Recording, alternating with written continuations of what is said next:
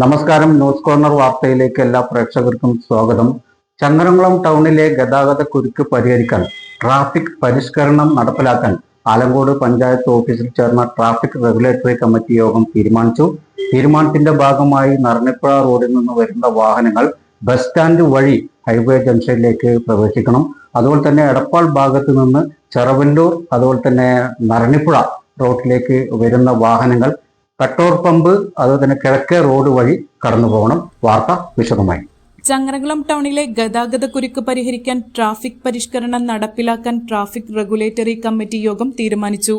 നരണിപ്പുഴ റോഡിൽ നിന്ന് വരുന്ന വാഹനങ്ങൾ ബസ് സ്റ്റാൻഡ് വഴി ഹൈവേയിലേക്ക് പ്രവേശിക്കണം.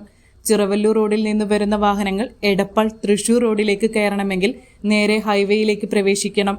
ചിറവല്ലൂർ റോഡിൽ നിന്ന് നരണിപ്പുഴ റോഡിലേക്ക് പോകേണ്ടവർ ആ വഴി തിരിഞ്ഞുപോകാം.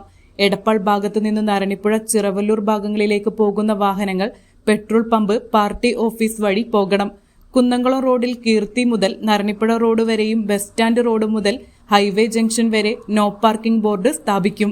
ആലങ്കോട് പഞ്ചായത്ത് ഓഫീസിൽ വിളിച്ചു ചേർത്ത യോഗത്തിൽ പഞ്ചായത്ത് പ്രസിഡന്റ് KV ഷഹീർ അധ്യക്ഷനായി. Changaramkulam SI Radhakrishnan, Ponnani MVI Ashraf, PWD overseer Riyas, വ്യാപാരി വ്യവസായി സമിതി സെക്രട്ടറി റൌഫ് ചിയാനൂർ, വ്യാപാരി ഏകോപന സമിതി president PP Khalid, bus owners, auto, taxi ഭാരവാഹികൾ എന്നിവർ പങ്കെടുത്തു. Sunrise hospital, care beyond care.